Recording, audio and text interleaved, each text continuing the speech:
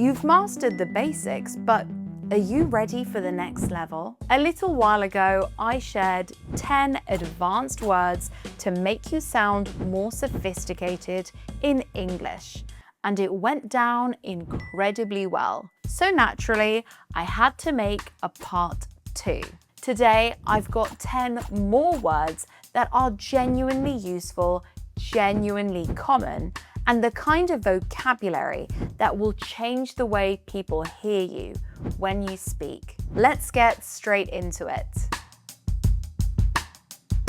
Number 1, ostentatious. Let's start with a word that is absolutely vital for understanding British social etiquette. Now, if you ask me, there is nothing a British person dislikes more than a show-off. We have a national obsession with modesty. So, when we see someone who is being very loud with their wealth, someone with a gold-plated car, or a watch the size of a dinner plate, we call that ostentatious. It basically means something is designed to impress people or attract notice in a way that is, well, a bit too much. It's flashy, it's look at me. For example, you might say, I found his new house a bit ostentatious, to be honest. I mean, did he really need a fountain in the hallway? But it's not just things that can be ostentatious. People can be ostentatious too. If someone always has to be the loudest person in the room, always name dropping, always making sure you know exactly how much they earn or where they went on holiday, that person is being ostentatious. I find this word so funny because it's a very sophisticated way of being very judgmental. Number 2, redundant.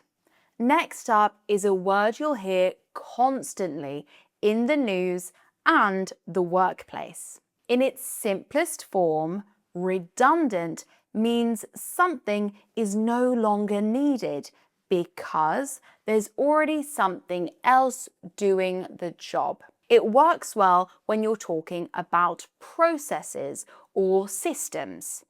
If your company introduces a new approval step that duplicates something that already exists, you might say in a meeting, "Isn't that a bit redundant? We already have a sign-off process for this." It's a quiet but confident way to challenge something. However, in the UK, we use this word most often when a company is struggling and they have to let staff go. They don't usually say they fired the staff. That sounds too aggressive and personal. Instead, they say, "We are making 50 people redundant."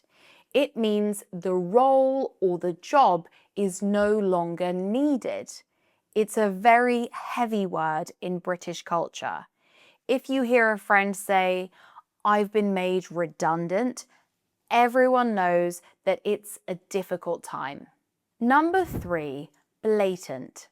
Now, let's talk about honesty, or the lack of it. If something is blatant, it simply means it is completely obvious. It's almost always used for something bad.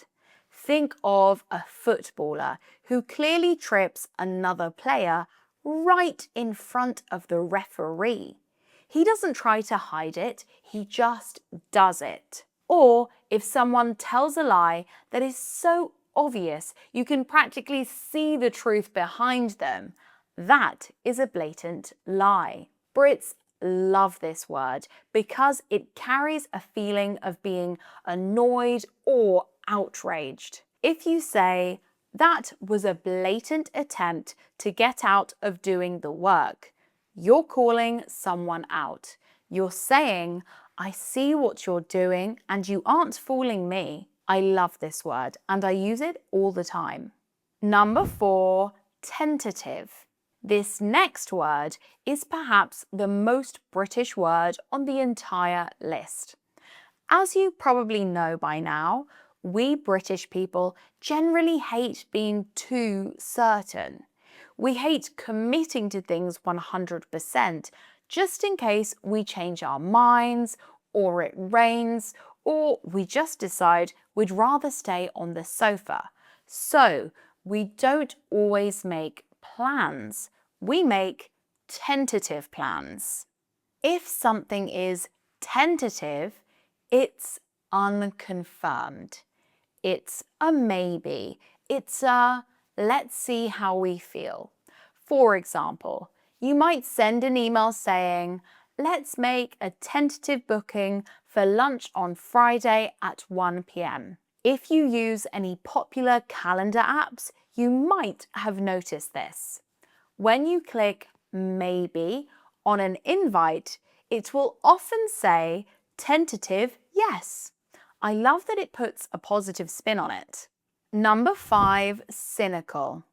Have you ever met someone who believes that everyone is just acting out of selfishness? Someone who thinks that if a billionaire gives money to charity, they're only doing it to look good or to pay less tax. In English, we call that person cynical. To be cynical is to distrust the motives of others. You believe that people aren't usually being sincere. Now, I have to be honest with you. British culture has a very strong cynical side. We're a bit suspicious of people who are too nice or too happy. We always wonder, what do they really want from me?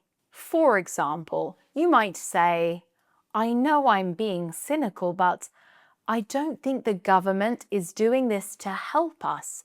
I think they just want to win the next election. It's a very common way of thinking in the UK. You aren't being fooled by the shiny surface of things. You're looking at the messy reality underneath. Before we get to number 6, I just want to ask a quick favor. If you're enjoying the show, please take a minute to rate it and follow. It really helps me create more content like this. Right, back to it. Number 6, tangible. This is a word that managers and CEOs absolutely love. Literally, tangible means something that can be touched or felt. But in a business or conversational sense, it means something that is real, solid, and easy to see. It's the opposite of abstract or theoretical.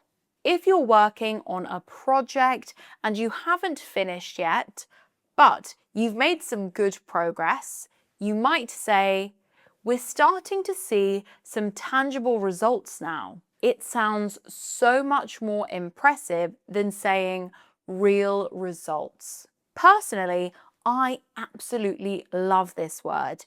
It always makes you sound really eloquent and knowledgeable in pretty much any context. Number 7, profound.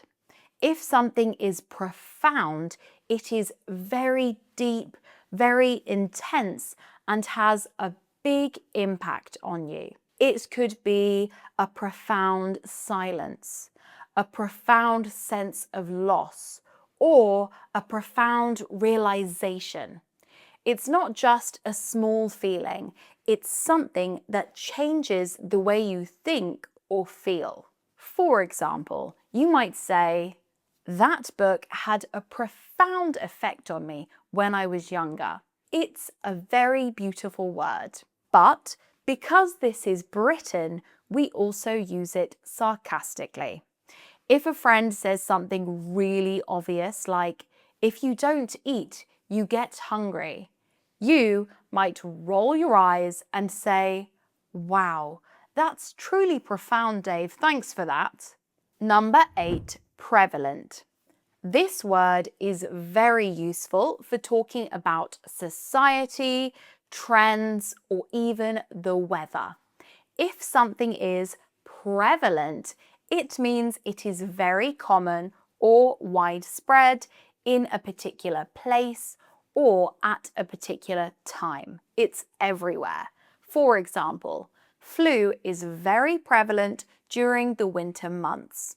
I think using prevalent instead of common makes you sound much more academic and thoughtful.